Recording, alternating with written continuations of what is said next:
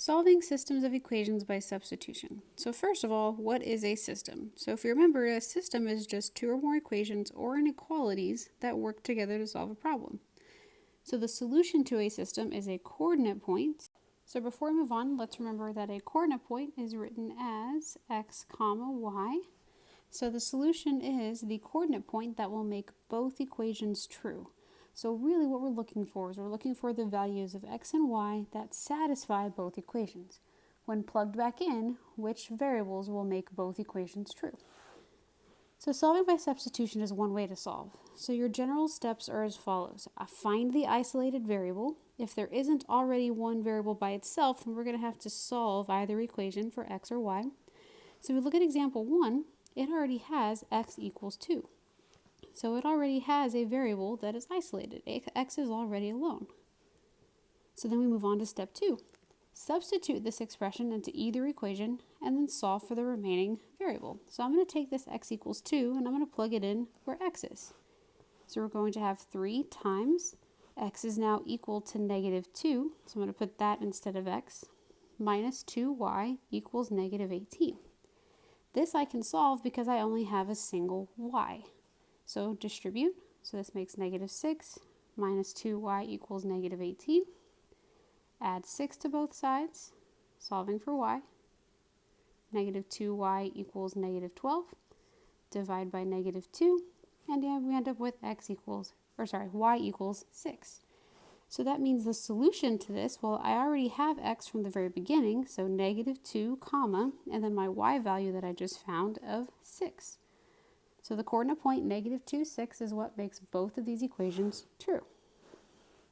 Now let's look at example 2. Similar, except now the variable that is isolated is our y. So since y is equal to negative 7, I'm going to take negative 7 and put it in y's place. So I have x plus 3 times, well, y is now negative 7 equals negative 15. And then again, I'm going to solve this for x. So 3 times negative 7 makes negative 21 equals negative 15. Add 21 to both sides. We get x equals 6. Now, we already have both variables. So from the very beginning, we saw that y was equal to negative 7, and then now we just found that x is 6.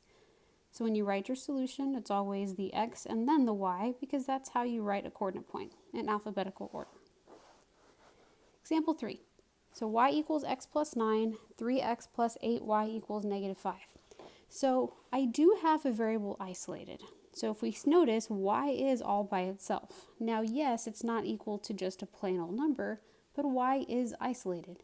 So what we're going to do is we're going to take all of this, because that's what y is equal to. Y is the same as x plus 9, and we're going to plug it in where y is on the other equation. So we're going to have 3x plus 8 times y is now x plus 9. We're going to replace y with what it is equal to, which is x plus 9, and then continue our equation. Now we're going to take this new equation and solve it for x. So it means distribute the 8. So 3x plus 8x plus 72 equals negative 5. Combine like terms. 8x plus 3x makes 11x plus 72 equals negative 5. Subtract 72 from both sides. 11x equals negative 77. And then divide out 11. So now we end up with x equals negative 7. Now, on the other two examples, we were finished because we already knew what the other variable was equal to. But in this case, all I know is that y is equal to whatever x is plus 9. So in order to find y, I'm going to have to take this x equals negative 7 and substitute it again. So y is equal to the x, which is now negative 7, plus 9.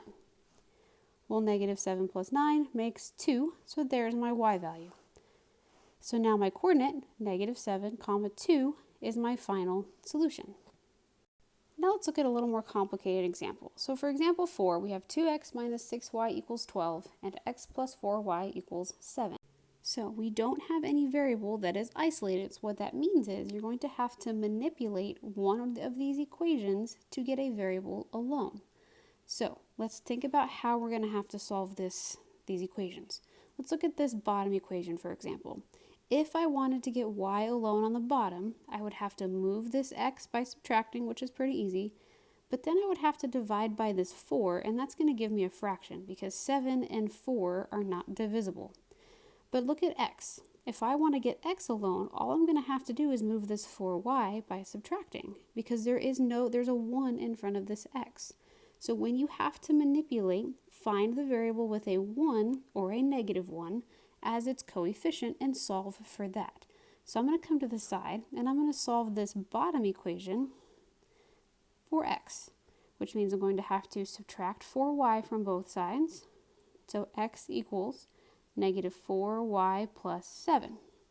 Now that I have a variable isolated, I'm going to continue with the process we were doing earlier.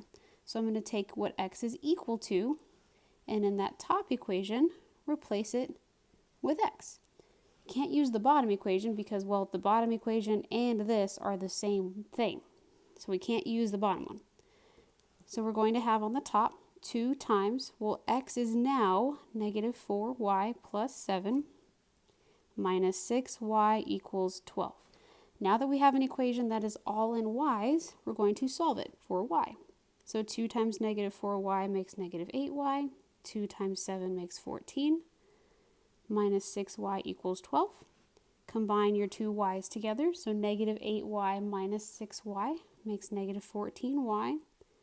Plus 14 equals 12. Subtract the 14 from both sides. Negative 14y equals negative 2. Divide by negative 14. And I end up with y equals, so first of all, a negative divided by a negative will make a positive number. And then I can simplify 2 over 14 into 1 over 7. So this is the y coordinate. So I have half of my answer so far.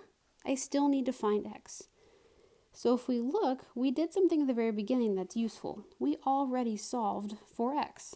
So instead of re-solving something, I'm going to use the equation that I had from the beginning, that x equals negative 4y plus 7, and I'm going to take the y I just found and plug it in for y.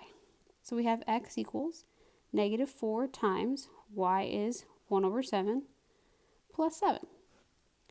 Okay, so let's see. Negative 4 over 1. Multiplying fractions means you're just multiplying tops and bottoms. So negative 4 times 1 is negative 4. 1 times 7 is 7. Now adding fractions, I need a common denominator. So I'm going to multiply this by 7 over 7. So this becomes negative 4 over 7 plus 49 over 7. Now that the bottoms are the same, I can add the numerators. Negative 4 plus 49 makes 45 over 7. So there's the x of my solution. So my final answer puts these two in a coordinate point. 45 over 7 is the x, comma 1 over 7 is the y. Example 5. So 2x plus y equals negative 2. 5x plus 3y equals negative 8. So again, there is not a variable that is isolated, so I need to force something into isolation. So find the coefficient of the variable that has a 1. So this has a 2, this has a 5, this is 3, this has a 1 in the front, so this is the variable that I want to get isolated. So I'm going to bring this equation to the side, and I'm going to manipulate it over here. If I want y alone, that means I'm going to have to subtract the 2x from both sides. So y equals negative 2x minus 2. Now that y is alone, I'm going to take what y is equal to and substitute it into the bottom equation.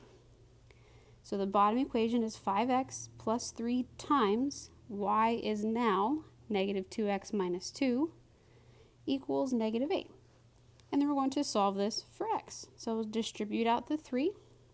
5x minus 6x minus 6 equals negative 8. 5x minus 6x equals negative 1x equals negative 8.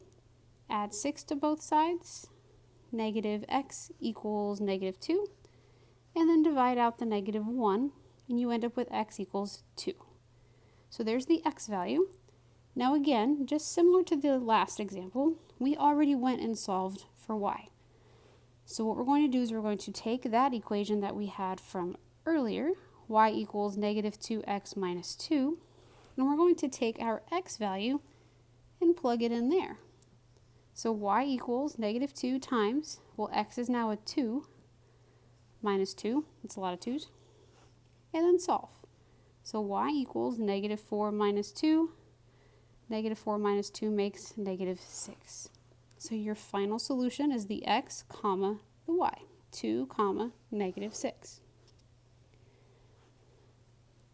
Example 6, y equals 4x plus 2, 8x minus 2y equals negative 4.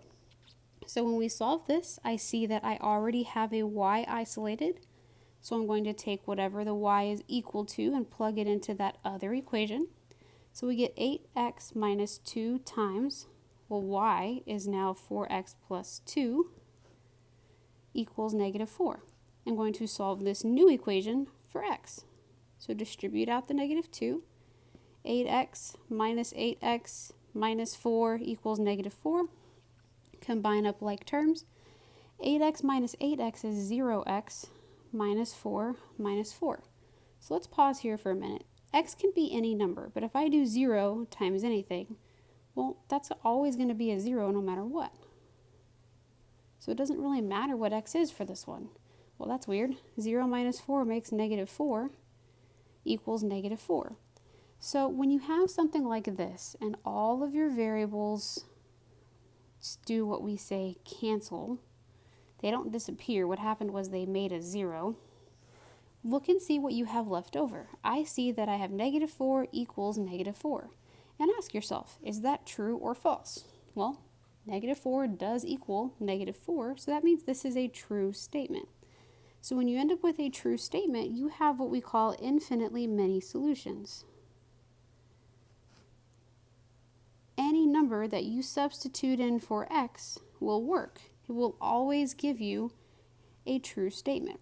And since I can use any number for x, that means I can get any y value that I could possibly think of.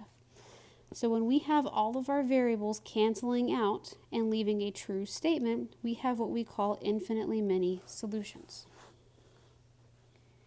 Example 7, x plus 3y equals 8, x equals 5 minus 3y.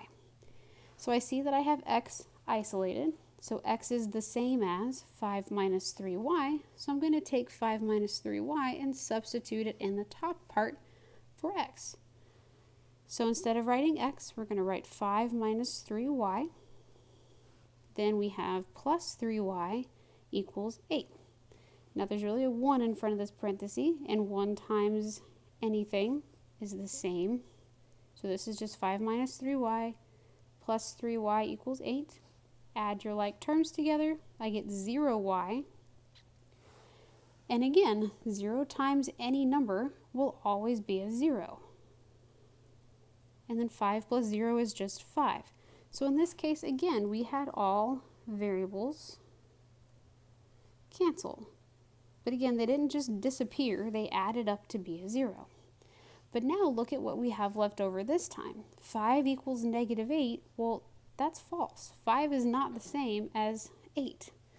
So since we have something that is false, you have what we call no solutions. Since a solution is what makes something true, and I get a false statement, that means no matter what I plug in for x, I will never get a true statement out of it. So there's no solution to this kind of equation.